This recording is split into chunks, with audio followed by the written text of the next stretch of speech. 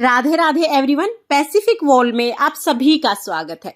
Friends, आज की video में मैं आपको धरती माता की कहानी सुनाऊंगी। धरती माता की कहानी सुनने का नियम सकरात से लिया जाता है। सकरात के दिन जब हम ये कहानी सुनते हैं तो हमें 4 कटोरियां लेनी होती हैं। चारों कटोरियों को भरना होता है, गणेश जी विराजमान करने होते हैं, फिर हम संकल्प लेते हैं और उसके बाद वो जो कटोरियां हैं उनको हम दान कर देते हैं। तो कैसे कहानी हम लेते हैं, इसका वीडियो पहले आपको चैनल पर मिल जाएगा, आप वहां से देख लेना। और देखिए, सकरात के बाद जब हम रोजाना कहानी सुनेंगे तो हमें सिर्फ 1 लोटा जल लेना है। अपने हाथ में हमें दुर्वा घास यानी दूब लेनी है। दुर्वा घास आप किसी भी पार्क से ला सकते हैं, लाके आप अपने फ्रिज में रख दीजिए और उसके बाद आप रोजाना कहानी सुनिए। धरती माता की जब आप कहानी सुनेंगे तो नीचे जमीन में बैठकर ही आप कहानी सुने। जमीन में कोई आसन बिछा ले, उसके ऊपर बैठकर आप कहानी सुने। और अगर आप किसी कारण से धरती में या जमीन में बैठ नहीं पाते हैं तो फिर आप कोई पटड़ा या कोई पीढ़ा ले सकते हैं, लेकिन कोशिश करें कि जमीन में बैठकर ही आप ये कहानी सुने। चलिए, 1 लोटा जल और हाथ में दुर्वा घास के कुछ तार लेकर हम धरती माता की कहानी शुरू करते हैं। धरती माता की जय। एक गांव में एक औरत रहती थी। वो औरत बहुत ज्यादा गरीब थी। उसके 2 बच्चे थे, एक बेटा और एक बेटी। जैसे जैसे वो बूढ़ी होने लगी, बच्चे जवान होने लगे। एक बार जब उसे लगा कि उसकी तबीयत ज्यादा खराब है और वो ठीक नहीं हो पाएगी, तब उसने अपने बेटे को अपने पास बुलाया और अपने बेटे को कहा कि बेटा, मैं अब बूढ़ी हो गई हूँ, कभी भी भगवान के घर से बुलावा आ सकता है।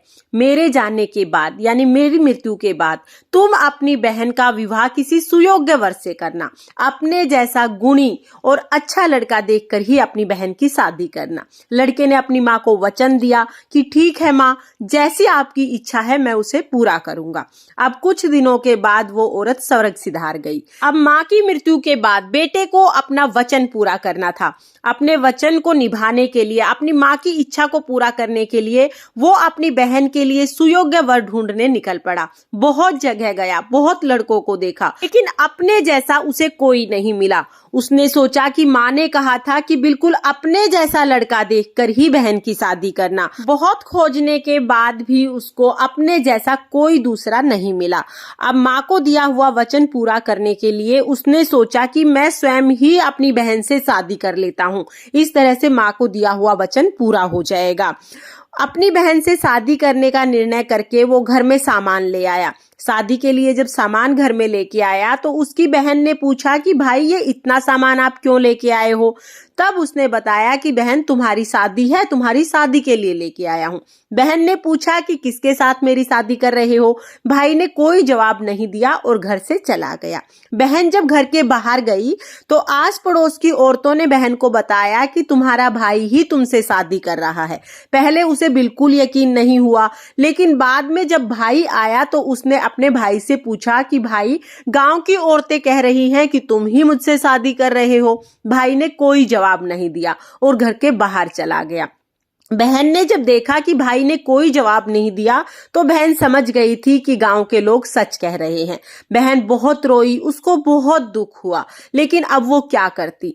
बहन ने 1 लोटा उठाया, चप्पल पहनी और चुनरी उठाई। चुनरी ओढ़ के, लोटा हाथ में लेके, चप्पल पहन के वो जंगल की तरफ चल दी। जब वो जंगल की तरफ जा रही थी तो कुछ लोग जंगल में गाय चरा रहे थे। गांव के ही लोग थे, उन्होंने पहचान लिया। उन्होंने पूछा कि तुम कहाँ जा रही हो? तो लड़की ने कोई जवाब नहीं दिया और सीधा भागती हुई जंगल के बीच में चली गई। जब वो जंगल के बीच में गई तो उसने जोर जोर से धरती माता को आवाज लगाना शुरू कर दिया।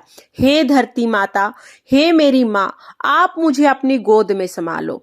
मेरा भाई मुझसे शादी करेगा तो अनर्थ हो जाएगा और मैं इस पाप का भागी नहीं बनना चाहती हूँ। या तो आप मुझे अपनी गोदी में शरण दे दो, नहीं तो मैं यहीं पर प्राण त्याग दूंगी। ऐसे जोर जोर से आवाजें लगाने लगी।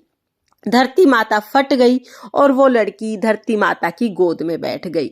इधर उसका भाई अपनी बहन को ढूंढते ढूंढते गांव से बाहर आ गया। जब वो गांव से बाहर आया तो उसने देखा कि कुछ लोग गाय चरा रहे हैं। उसने पूछा कि क्या तुमने मेरी बहन को देखा? तब गांव के लोगों ने बताया, तुम्हारी बहन तो रोते रोते जंगल की तरफ गई है। अब वो लड़का भी जंगल की तरफ चल दिया। जब उसने देखा कि उसकी बहन धरती माता की गोद में समा रही है तो उसने भाग के अपनी बहन के बाल पकड़ लिए। बहन पूरी समा चुकी थी, सिर्फ उसका सिर बाहर था। उसने कहा, बहन तुम ये क्या कर रही हो, मुझसे गलती हो गई, मुझे माफ कर दो। माँ का वचन निभाने के लिए ऐसा विचार मेरे मन में आया, मुझसे बहुत बड़ी गलती हो गई, ऐसा फिर कभी नहीं होगा, तुम मुझे माफ कर दो। लेकिन उसकी बहन धीरे धीरे करके धरती में समा गई। जो बाल उसने पकड़े थे वो दुर्वा घास बन गई। इसीलिए जब धरती माता की कहानी सुनते हैं तो दुर्वा घास हाथ में लेकर ये कहानी सुनी जाती है। और जब हम कहानी का उद्यापन करते हैं तो पैरों की चप्पल, एक लोटा और चुनरी, ये तीनों चीजें दान करना जरूरी होता है। धरती माता ने बेटी की लाज बचाने के लिए उसे अपने अंदर समा लिया।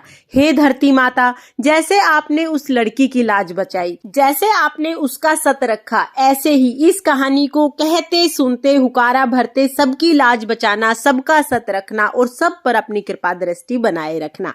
जय हो धरती माता की। ये थी धरती माता की कहानी। कहानी सुनने के बाद जो दुर्वा घास है, ये दुर्वा घास और जल का लोटा, ये हम सूर्य देवता को अर्घ दे देंगे। इस तरह से हमें रोजाना धरती माता की कहानी सुननी है। फ्रेंड्स, धरती माता की कहानी का उद्यापन कैसे करते हैं इसका वीडियो भी चैनल पर आ चुका है। उसका लिंक मैं आपको डिस्क्रिप्शन में दे दूंगी, आप वहां से देख लेना। और सकरात पर बहुत सारी कहानियां सुनी जाती हैं, सभी कहानियां आपको मेरे चैनल पर मिल जाएंगी। सभी का लिंक मैं आपको डिस्क्रिप्शन में दे दूंगी, उन्हें भी आप एक बार जरूर देख लेना। और अगर धरती माता की ये छोटी सी कहानी आपको पसंद आई हो तो वीडियो को लाइक करना और चैनल को सब्सक्राइब करना। तो फिर मिलते हैं किसी और वीडियो के साथ, तब तक के लिए जय श्री कृष्णा, राधे राधे, जय धरती माता।